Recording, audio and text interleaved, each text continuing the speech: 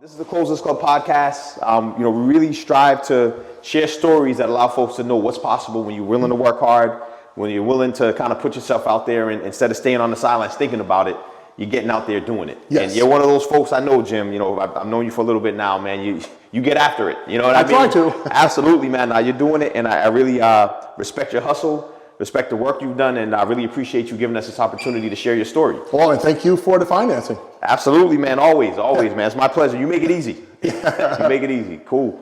So, first question for you, Jim, is kind of what's your origin story? Where were you born and raised? We're originally from this region, and then you can talk a little bit about how you got into real estate.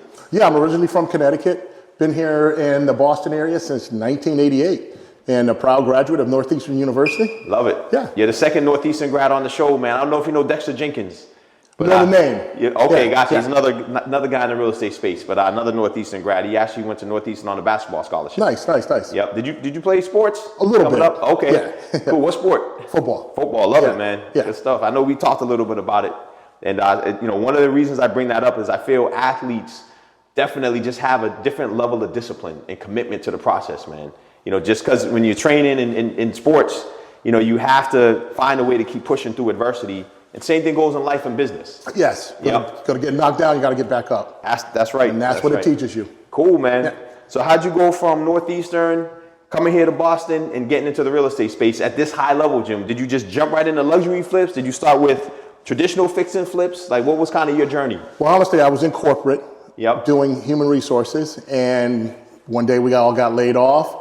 And I had owned a property on Nantucket. So I just said, hey, let me give this a run, and started developing. And that's sort of how I got into it. And then we left Nantucket and got into the high-end market in the Newton, Needham, Brookline area. Gotcha. And did some things in Boston as well. Love it, man. So what was your first project, Jim, after you kind of left the HR space or the corporate space? What was your first project? Was it a large single? Was it a condo conversion? It was a revival of an old house on Nantucket. Oh, so that's the first one? Yep. Wow, man. You jumped right in, man, at a high level. I love that. Cool. Yep. And then you kind of followed that up with jumping into the luxury spaces. So I know the markets you're in, but speak a little bit about your selection on the markets that you're currently in, and how you kind of decided to work the way you do. Well, real estate has one rule, right? Location. Love that. So you try to go for the nice locations, and you find the right neighborhood, and sort of the rest is history. Yep, cool. What markets are you developing in now? I'm in Newton and Brookline right now. Beautiful. And something coming up in Wellesley. Hopefully. Yep. Now we're going to make it happen. Yes. We're going to make it happen on the That's financing. the plan. Yep. What would you say, Jim, was the key to your success as far as consistently being able to find projects? Networking with the local realtors and putting yourself out there. And when someone calls, you never say, oh, no, I don't want to see that. You always want to see it. Even if you don't want to buy it, you want to see it. That's right. One of the lenders I used prior to you, I probably called them 100 times before we ever did a deal together, and then we did a string of deals together. I love it. So, and I think I reached out to you probably a year or so before we ever did anything. Yep. And we just kept in touch, and there you go. Here we are today, man.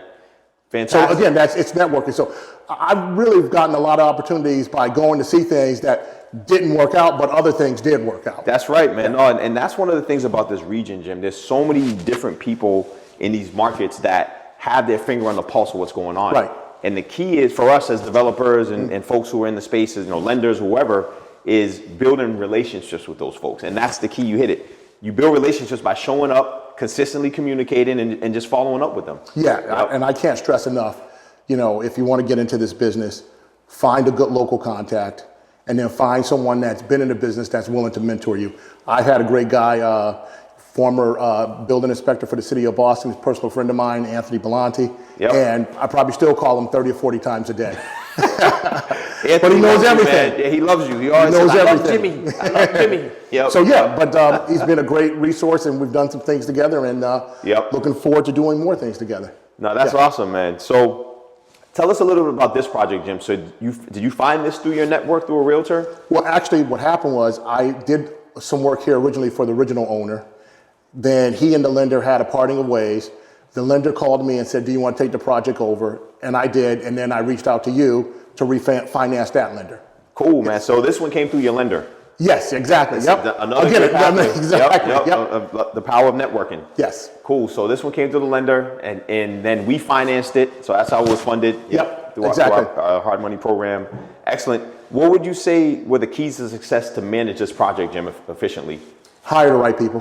Gotcha. You know, if you hire the right people Yep. and you are around and you check on your project. That's the key right there, man. That's It'll what I'm come looking out for. okay. Yeah. I tell a lot of these younger flippers and folks in the game, they think it's set it and forget it, right? They call it the microwave generation. No. You know, you push the button and then you get a nice meal, right? You buy the house, you hire the contractor, and then you come back at the end when it's all done. No, it doesn't work that way. You better be on site. That's right, man. That's right. You better have a presence. That's it. Show up, and be present. Show up. Your name is on the hook for the loan. That's right. So man. you may as well be there. Yeah. No, that's something that, a lot of, I think, younger folks struggle with. And I tell them, I said, someone like you, Jim, you have a lot of experience, right? But someone just starting out, they may not have the same level of experience. So they're like, I don't even know what I'm looking at. But I say, show up and ask questions. Actually, I can't tell you how many houses I've gone into and just looked at the work and asked questions. And when I first started out, I always watched every sub do their thing. To me, it's fascinating, but you also learn. It's twofold, man, right? Yep. Twofold. That's the truth. I've never swung a hammer. Yep. But I understand how certain things are supposed to be done. Yeah, no, that's critical. That right there is the key. Knowing how it needs to get done so you can recognize when it's being done right. And recognize when someone's fooling around and wasting your time and your money. Exactly. And then you better have an Anthony Belanti on the back end to make sure if you don't know that it's going on, what's really going on, right or wrong, your mentor can help you and guide you. Absolutely, man. How'd you connect with your mentor? How'd you find him? Or how did he find you? So this is another good story. Through another lender who happened to be friends with Anthony, and I was starting out in the business, and they said, hey, I think you two should connect. This is a good guy for you to know. Wow. And there you go. I love it, man. You just 20-something years later. Yep. You found a way, Jim, to kind of get into the right, get in with the right group of folks. Right. And I think that really supported you early on in this character to be able to do, $4 million, $3 million flip, like this, Yeah. A little stressful, but it all works out at the end. Absolutely, man. Absolutely.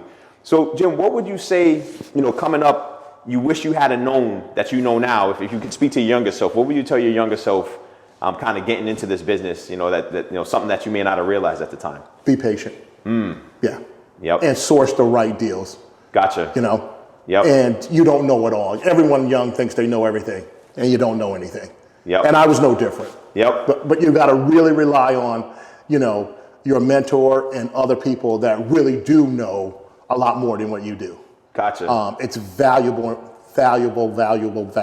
information and critical to your success. I love that. Love it, man. No, that was a great answer. And as far as like the next chapter for you, Jim, so I know you've got multiple projects in, Newton, Brookline, potentially something in Wellesley.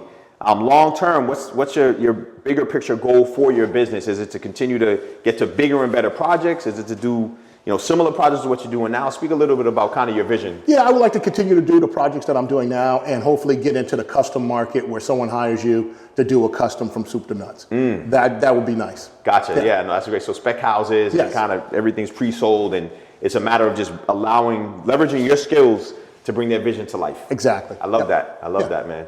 Cool, man. Well, thank you. No, the other quick thing, Jim, before we wrap up here, obviously you're always sourcing deals. You are a true craftsman when it comes to execution and getting projects like this done.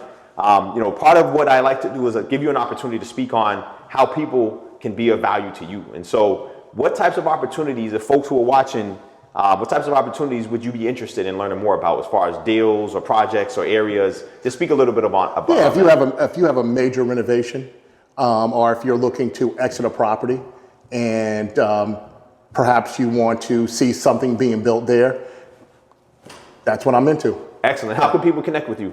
617-388-3483. All right, be careful giving that number out, man. Yep, but it's all good. You heard it here. Yep, but no, at the end of the day, if that's the best way. So do you have any social media pages or anything like that? Not yet. We're working on that. My daughter's working on it. Beautiful. So it'll be up shortly. All right, cool, man. Well, Jim, thank you for your time, man. Thank this you, was a real buddy. honor. Appreciate and it. Looking forward to continuing to grow our relationship and seeing the next one, man. You got it, buddy. Thank you. Thank you. That's a wrap.